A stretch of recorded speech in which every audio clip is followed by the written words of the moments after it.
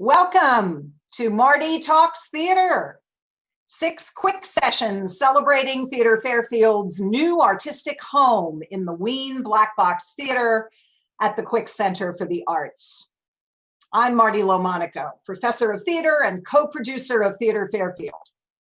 Theatre Fairfield has been performing at the Quick Center since it opened its doors in 1989. But our home base was the charming, intimate Pepsico Theatre across campus.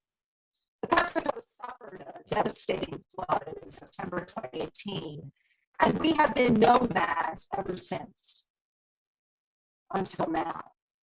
We are proud to become the resident company in the Black Box as of the 2020-21 season, and are eager to introduce ourselves to the many quick patrons who have yet to see one of our shows. Marti Talks Theatre introduces you to Theatre Fairfield, past and present. 1 second, please. I'm having an audio problem. I'm being told. Just came back. Excellent. So I'll start that paragraph again. Marti Talks Theatre introduces you to Theatre Fairfield, past and present. The first 3 episodes were interviews with outstanding graduates of Fairfield's theater program who began their career right here at the Quick Center. All of those sessions you can see and are archived at quicklive.com. The last 3 episodes, which start today, feature leading actors in our production of Shakespeare's Titus Andronicus, which would have opened in the Wien Blackbox Theatre April 20th. Today, we're talking with Titus himself. Next week, we speak with Kirsten Jones, who plays Aaron, the brilliant, crafty, and despicable African Moor who is one of the major villains of the play. We'll be joined by Professor Rochelle Brune-Bevel of Fairfield Sociology Department to discuss Black lives then and now, exploring Blackness in Shakespeare's 1594 tragedy. In our final week, we turn to exciting stage combat. Megan Beauregard and Kirsten Bjork, who play the dastardly brothers Chiron and Demetrius, plus our fight choreographer and intimacy director, Dan Burke, will join us to discuss their 2 big challenges: acting, speaking lines, and fighting all in the same breath, and portraying despicable male characters who do terrible things to one of the leading female characters. We'll also see some great video of Megan and Kirsten in dual machete fights. But today, I'm thrilled to introduce you to Carlin Fournier, who takes on the formidable title role of Titus. Carlin is a terrific segue from last week's program with alumnus Danny Williams, Senior Director of Finance and Administration at Public Theatre, New York Shakespeare Festival. Since Danny and Carlin have a lot in common, were marketing majors in the Dolan School of Business, and both were and are very active theater minors, engaged in all facets of Theatre Fairfield production. Carlin discovered theater in middle school and has loved it ever since, grabbing every opportunity to be involved in the show. And from the moment he arrived on campus, Theatre Fairfield roped him in. We will show him in leading roles in several of our recent productions. Here is Carlin, first slide please, in Silent Sky by Lauren Gunderson. Carlin played this literally weeks after he first came to Fairfield as a freshman. And then he did the leading role of Ed, the father, in The Curious Incident of the Dog in the Nighttime. Next slide, please. And here he is with Park Lytle, who we'll be talking about in a moment. And then he played the title role of Fortinbras, next slide please, in Fortinbras by Lee Blessing earlier this year. Carlin is equally adept off stage. He is our new production tech intern working under our technical director, Ann Kendall, to make sure crews are gathered to build and mount all aspects of our physical productions. sets, construction, painting, finish work, lights, sound, props, projections, and special effects. And here's Carlin in the scene shot. He also served as the co-technical director for Rabbit Hole by David Lindsay-Abaire, this year's independent project, and was one of the major set builders for Titus, in which he also stars. So today we're talking to Carlin about tackling Titus and how does a 20-year-old man in the prime of his life take on this title character who is a military hero in his late 60s or older, who is Carlin done.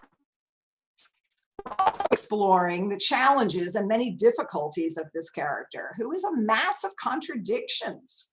He is heroic, forthright, a man of his word, someone who plays by the rules and does what he believes is the right thing, which includes refusing to become Emperor of Rome because he truly believes that the emperor's oldest son should succeed him.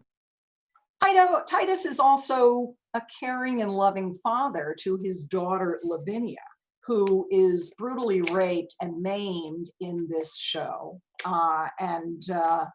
We'll talk more about that later, and Titus getting his revenge on her assailants. And yes, he is brutal. He is personally responsible for 5 of the 14 dead bodies, 2 of whom are his children, and he orders the death of a 6th character, Alerbus, who his sons kill in the first 3 minutes of the show.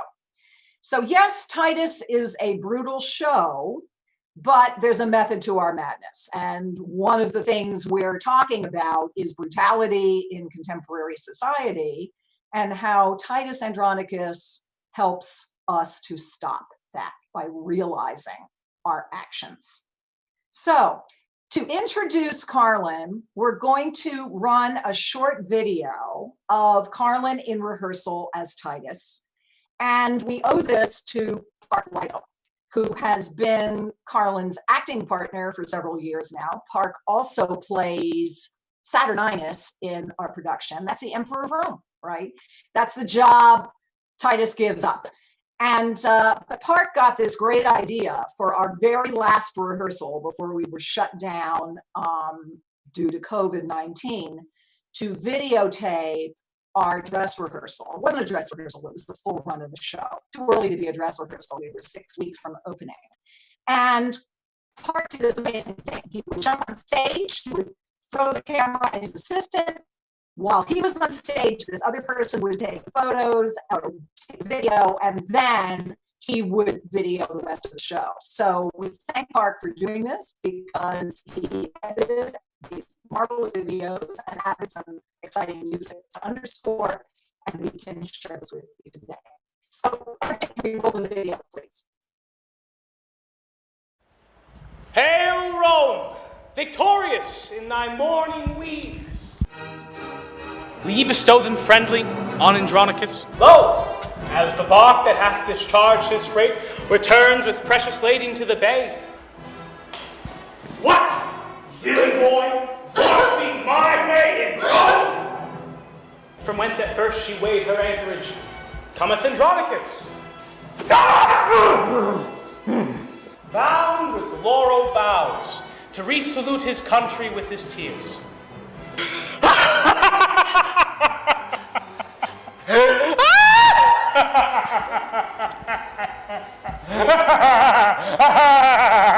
Now laugh, it's not fit with the hour. Tears of true joy for his return to Rome. Chiron, Demetrius. Thou great defender of this capital, stand gracious to the rights that we intend. And thinks me mad. Romans, of 25 valiant sons, behold the poor remains. And in that pace let their vile heads be bent, alive and dead. These that survive, let Rome the Lord with love.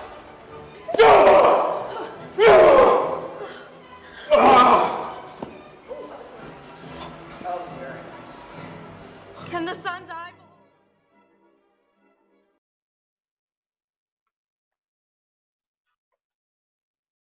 So thank you, Park, and welcome, Carlin. So, Carlin, how do you deal with all that? How do you deal with this character?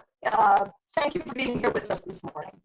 Of course, thank you for having me. Yeah, this Titus is definitely a character who has a lot going on with him. And, I really think personally that, there's no one is right in this play. There are a lot of characters make bad choices, and a lot of them mainly make choices out of revenge and wanting to get revenge on somebody else. But, Titus is a little different. He's a little bit more reserved, and he has some purposes towards his revenge. But also, he is just a character who has gone through so much trauma in his life. He's been mostly in war for most of his life. He's been a soldier. So, he has taken a lot of emotional and physical and intellectual trauma through that as being a war hero. So we kind of, as we got through and more, and as I kind of, got through the character a little bit more, I realized that a lot of his choices come from this militaristic background and this insane trauma that he's received, that he has definitely become more and more hardened. And he has he's definitely just like, he uses that trauma and he kind of just keeps it inside of him. But we kind of came up with the idea he is done, and I came up with this idea that he was finished, but specifically that he is done, that all the trauma and all this emotional turmoil that he's faced has made him realize that at the end of the day, he really just wants to rest. And he really just wants to lay down after experiencing all this this turmoil and trauma. But he still is the hero. He is still this incredibly heroic and strong figure. And before we talk at length about your super objective, which is to be done, let's see and hear his opening monologue. He's been at war for a good 10 years. He comes back with his dead son, who he's about to bury, to join the 25 other dead sons he's already buried. And he is greeting the citizens of Rome who love him, who respect him, and who want them to be his emperor, their emperor. So can you please perform your opening monologue for us? Absolutely. Hail, Rome, victorious in thy morning weeds. Lo, as the bark that hath discharged his freight returns with precious lading to the bay, from whence at first she weighed her anchorage, cometh Andronicus, bound with laurel boughs, to salute his country with his tears, tears of true joy for his return to Rome. Thou great defender of this capital, stand gracious to the rights that we intend. Romans, of 25 valiant sons, behold, the poor remains, alive and dead. These that survive, let Rome reward with love. These that I bring on to their latest home, with burial amongst their ancestors, make way to lay them by their brethren. There greet in silence, as the dead are wont, and sleep in peace, slain in the country's wars. Thank you. Lovely. Thank you. Before we get more into Titus's character, let's deal with the challenges of performing Shakespeare. And you've said that coming into this production, you were a little unnerved because you've never done Shakespeare before, and how you can deal with this language and its eloquence and its length. So the importance of working on speaking on the breath, and with our vocal coach, Jenny Foster. So you want to talk a little bit about that, and we can actually use an example from the speech that you just delivered as to how we need to talk on the breath. Yeah, absolutely. I worked, this is my first Shakespeare production. I was very nervous going into it, specifically with such a huge commitment and a huge role. But my working with Jenny Foster, who was our vocal coach for the production, she ran me through a lot of the basics. And, the main one is really trying to, keeping your breath going, and making sure that when you're speaking, you are speaking with your breath, and you're letting all that breath come out as you're speaking. So specifically, one of the lines that I have in the first monologue is, "Lo is the bark that hath discharged his freight, returns with precious lading to the bay, from whence at first she weighed her anchorage. Cometh Andronicus, bound with laurel boughs, to resalute his country with his tears of true joy for his return to Rome." Now, that whole entire section, right? One sentence. Yeah, that's one single sentence. There is really no punctuation between the whole entire thing. So Jenny basically clued me in, and we've been working through this script a lot. That just kind of goes on. It has to go on. It has to be kind of one single breath, because if it's not one single breath, then it doesn't really sound right. And as soon as you get to understanding the breath, and as soon as you get to understand that, yes, with punctuation comes some breathing, that "lo is the bark that hath discharged his freight, returns with precious lading to the bay, from whence at first she weighed her anchorage." That's all one thing. And then there's a comma. So I would try to sneak in a breath before I go into "cometh Andronicus." And that as well allows me to interpret the text as this makes sense, because Titus right now is, like a ship that returns with precious lading.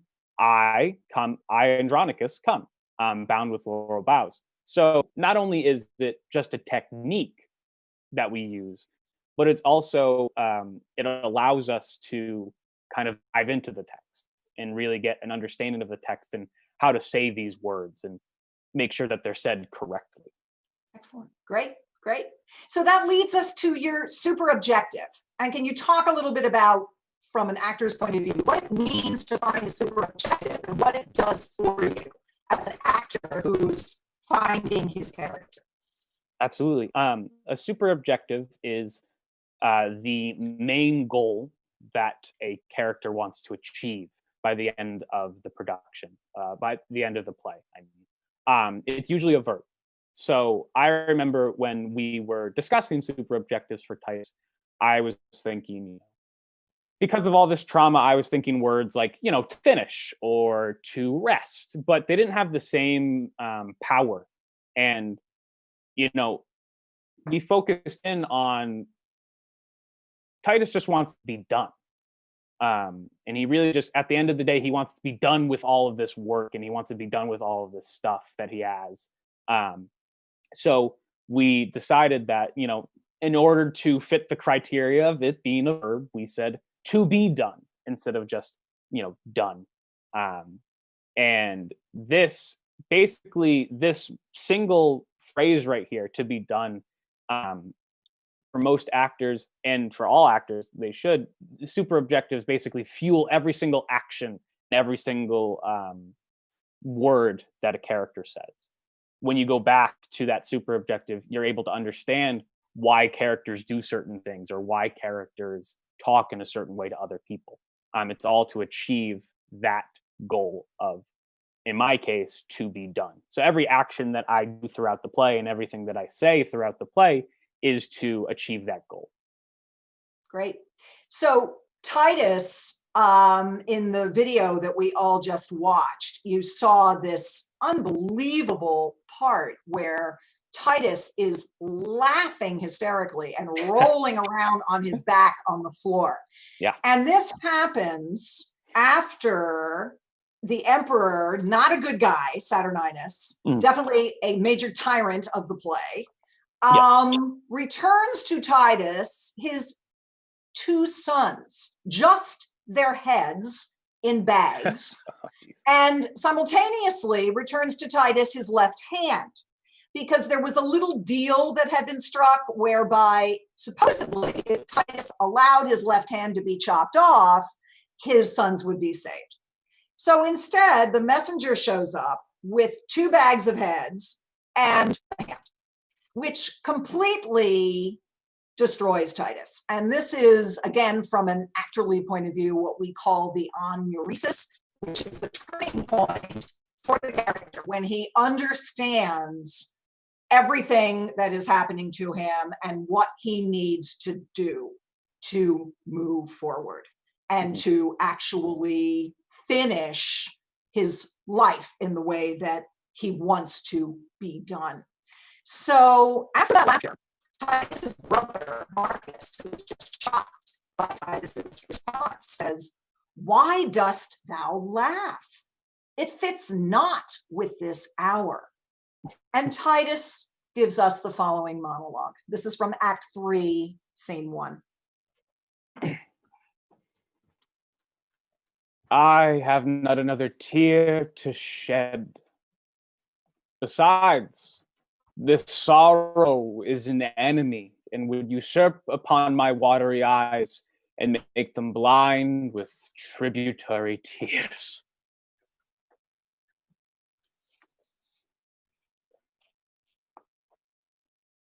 Then which way shall I find revenge's cave? For these 2 heads do seem to speak to me and threat me. I shall never come to bliss till all these mischiefs be returned again, even in their throats that hath committed them. Come, let me see what task I have to do. You heavy people, circle me about, that I may turn me to each one of you and swear unto my soul to right your wrongs. Terrific. So from there, everything changes for Titus, and he is completely focused on getting revenge, specifically against Chiron and Demetrius, who raped and maimed his daughter Lavinia, and their mother, Tamara, who has married the Emperor of Rome, so is now ruling, and as she rules, is doing everything to destroy both Titus and his family. So this brings us to one of the really famous monologues of the play, and this is where Titus literally captures, tells Chiron and Demetrius what's going to happen to them, and then makes it happen.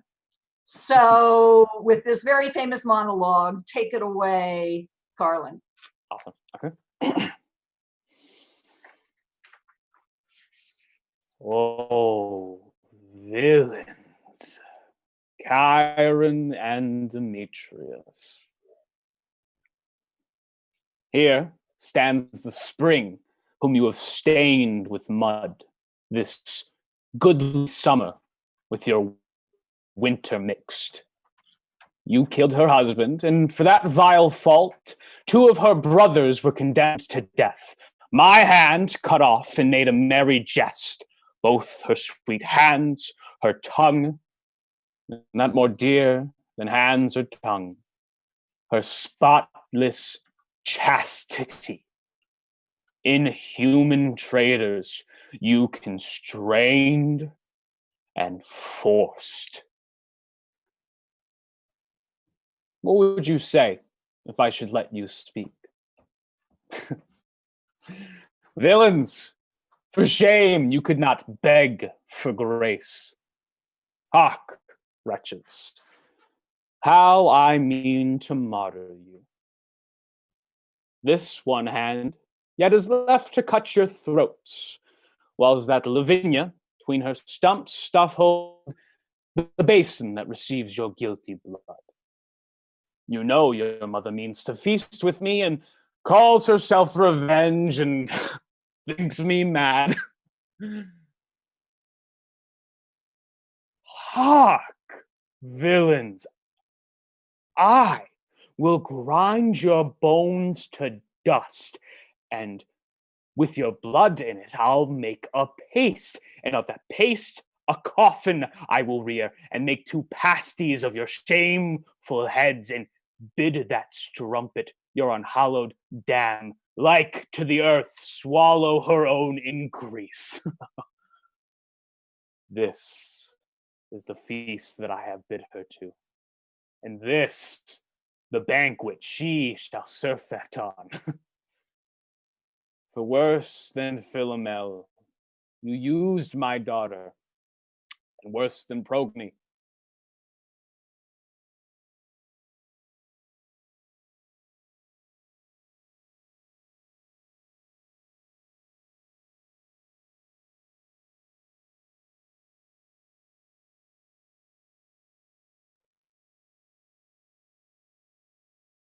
Temper, and in that paste let their vile heads be baked. Come, come, be everyone officious to make this banquet, which I wish may prove more stern and bloody than the centaur's feast.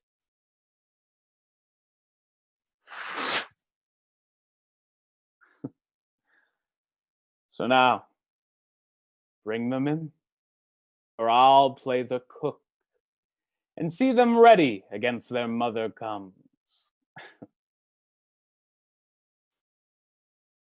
Thank you.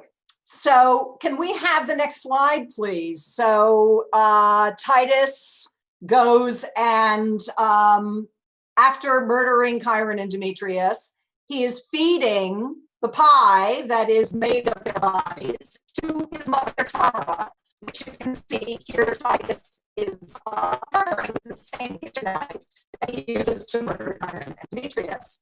And then in the next slide, this happens just prior to his murdering Tamara. He kills his own daughter, Lavinia. And this is something that I think for want of time, we're not going to be able to fully discuss now. Mm-hmm. But this is one of the most troubling parts of the play. And it was certainly troubling for all of us to try to figure out why Titus murders his daughter. And we feel it's because he is a man of honor, a military man. And when your honor is gone, you are done. You die. Yes. So this brings us back to the super objective. Finally, and if anybody has any questions, I know we've been having real audio problems, and I hope you've been able to stay with us. But if you have any questions and you want to send them via the chat, please do. This would be a great moment to do so. We want to end on a really positive note. Absolutely. And can we have the final slide, please, which is what we were going to hand out to our audiences. The ushers were going to distribute these to the audience as they're leaving the theater. Be the change you want to see in the world. And Carlin put this flyer together for us, which unfortunately we never had a chance to distribute, but he can present it to you now and talk a little bit about it. Yeah, absolutely. Really what we really wanted to get out of the show was, through this violence and through all this hatred and revenge, we really wanted to get the idea that, we as people have to counteract that violence. And I say in this leaflet right here, be the change that you want to see in the world. And I say most, if not all, the violence found in Titus Andronicus could have been stopped, and all it took was one character to really make that difference. One character could have risen above violence and handled the situation in a dramatically different way to change the course of the story. And what we really wanted to get at, and what I wanted to get at with writing this, and with the help of Julie Mughal, the Associate Director of Humanitarian Action on Fairfield University's campus, we wanted to get the idea that, even though we as people maybe sometimes think we are insignificant as one person, we really can do so much to help change the world. And all it takes is that one little action to inspire other people to do other actions of kindness, and one person to step up and say, hey, let's stop with the violence. Or, one person to just even recognize that there is violence going on and be able to recognize that, and tell others about that. That's the main thing that we really wanted to get the audience thinking about.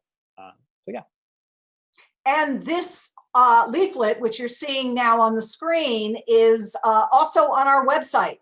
So please, you can go and see it there. And what Julie provided for Carlin was a whole list of websites that you can go to where you can make a difference, either by volunteering your time, volunteering some money, volunteering your energy.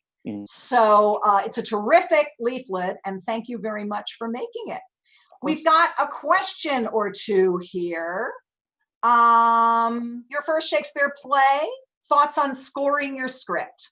Ooh, Yes. That was written by an actor. Thank you, whoever put that in.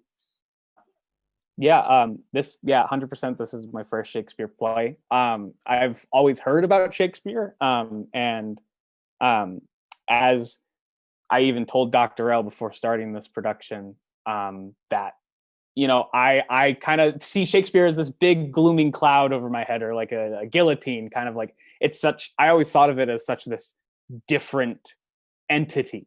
And with the help of Dr. L and with the help of Jenny, and with the help of even my castmates as well, I was able to overcome that and be able to actually see it as, just a script and not be so scared of it. How about scoring it? Because this is from Jake Hoffman, by the way. Yes. Hi, Jake. Jake Hoffman, who has also been one of Carlin's directors. So I just saw that it's from Jake. So we were talking about scoring earlier, or actually we didn't get into it with the super objective, but how you go through the script and you find your beats. And a beat is a change of tactic. Yes. Really comes down to what this character is saying. And there are different thoughts that this character, and specifically Titus, he has so many thoughts going on in his head at one moment that whenever he changes that thought, that's a beat. And we have to score that off, and we have to make sure that these beats are handled separately. Because if they're not handled separately, then everything kind of sounds like a jarbled mess. And we want to make sure that each idea and each thought is given the most attention that it deserves, that every thought is given that attention. So, it was a little hard, specifically trying to pick it out of Shakespeare, because again, I was not necessarily that used to it. But learning through Jenny, specifically the breath method, that was super helpful, because it cued me into what beats there are in certain scripts. And we identified, I'm just looking, at least about 8 beats in that last monologue you just wrote. You just read for us. So yeah, lots of beat changes. All over the place. And that's what we mean by scoring a script. Yeah. Thank you for that, Jake. Peter Van Heerden says, who is the executive director of the Quick Center, thank you for this opportunity, Peter. This is great to see. We are delighted for the new life of this production, although virtual. Thank you for sharing. So I think that's a great way for me to thank Carlin for joining me this morning and sharing insights into his tremendous interpretation and performance of the title character. Next week, tune in again for more Titus. Next week, Black Lives Matter. The following week, a lot of stage combat. But for today, thank you again, Carlin. We'll see you next week.